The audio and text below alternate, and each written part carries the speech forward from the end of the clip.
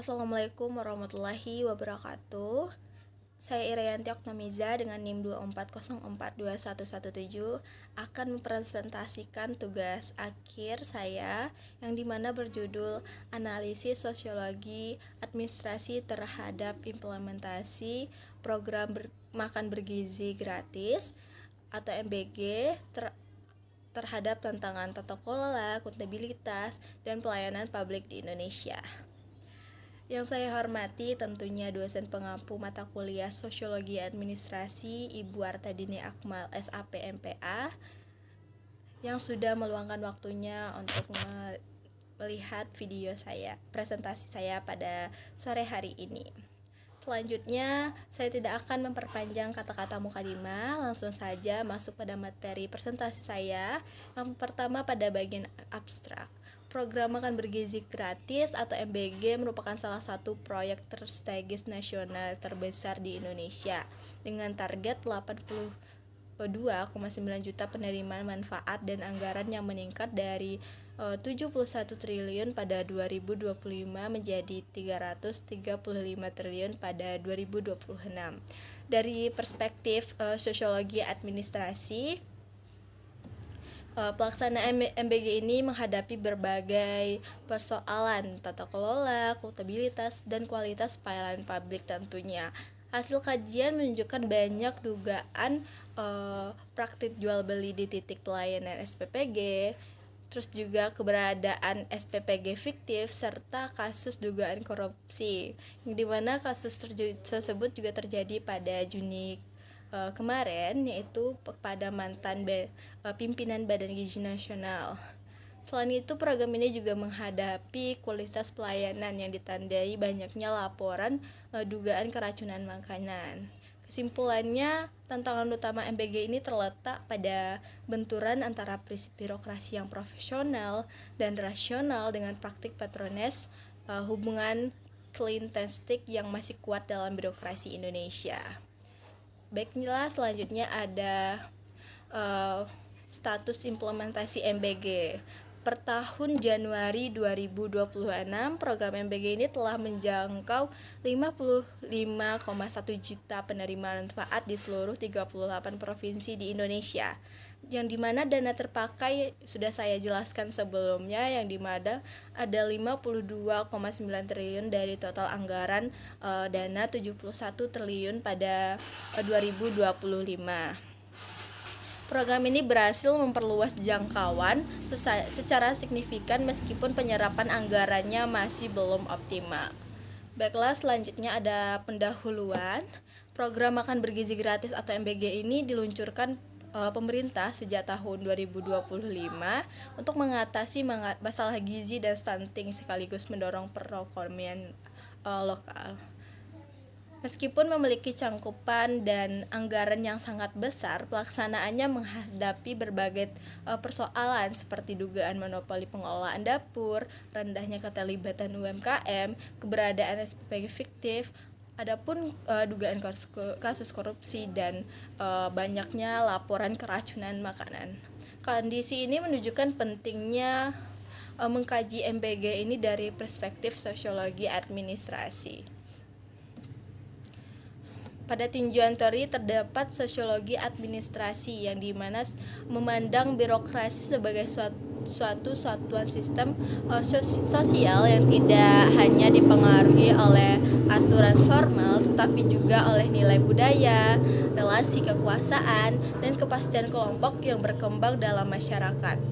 Menurut Siagian 2014, administrasi publik ini tidak dapat dipisahkan dari lingkungan sosial tempat organisasi itu berada, karena perilaku birokrasi sangat dipengaruhi oleh interaksi sosial para aktornya. Oleh karena itu, pendekatan sosiologi administrasi ini digunakan untuk memahami kesenjangan antara tujuan kebijakan yang dirancang oleh pemerintah dengan praktik implementasinya di lapangan. Baiklah, selanjutnya ada teori akuntabilitas publik.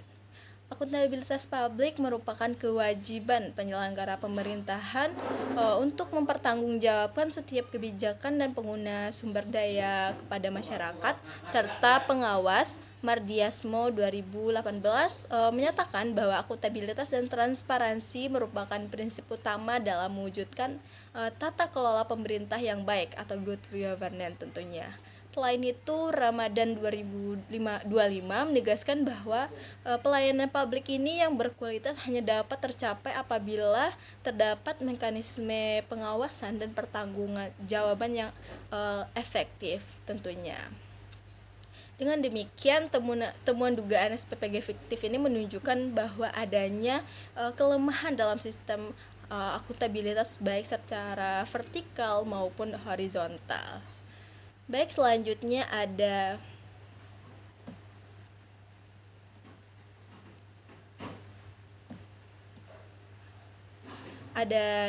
metode penelitian. Pada penelitian ini menggunakan metode kualitatif deskripsi melalui kajian literatur. Data diperoleh dari peraturan pemerintah, laporan lembaga pengawas, dan hasil penelitian sebelumnya. Kemudian dianalisis menggunakan perspektif sosiologi, teori birokrasi, dan teori akuntabilitas publik. Baik, selanjutnya ada pembahasan yang dimana di sini ada tata kelola. Pengelolaan MBG melalui SPPG yang dijalankan oleh pihak ketiga menghadapi berbagai masalah seperti rendahnya penyerapan anggaran dan dugaan praktik jual beli izin operasional. Kondisi ini menunjukkan adanya kesenjangan antara tujuan birokrasi yang profesional dengan praktik kekuasaan informan yang masih mempengaruhi pengelolaan program tersebut.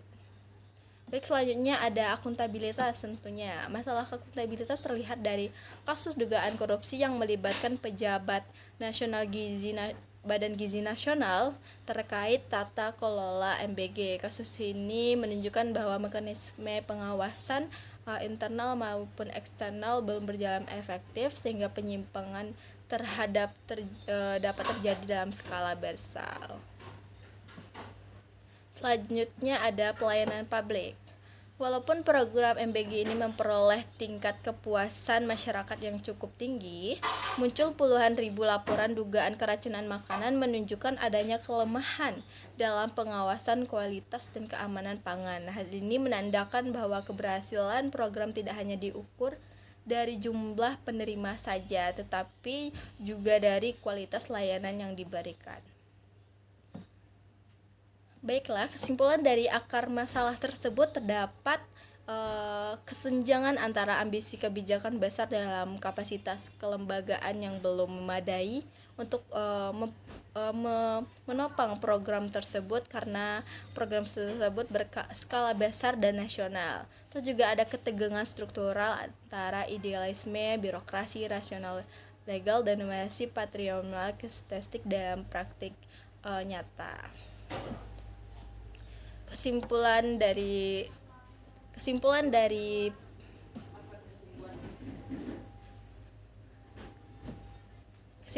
yaitu permasalahan MBG berasal dari keseimbangan antara besarnya target, program, dan kapasitas kelembagaan.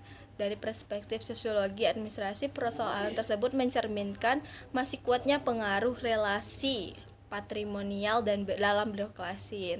Oleh karena itu diperlukan perbaikan tata kelola, peningkatan transparansi akuntabilitas, pengawasan lebih ketat, dan audit independen untuk menjamin keberlangsungan program. Baik, hanya itu yang dapat saya sampaikan. Saya akhiri dengan wassalamualaikum warahmatullahi wabarakatuh.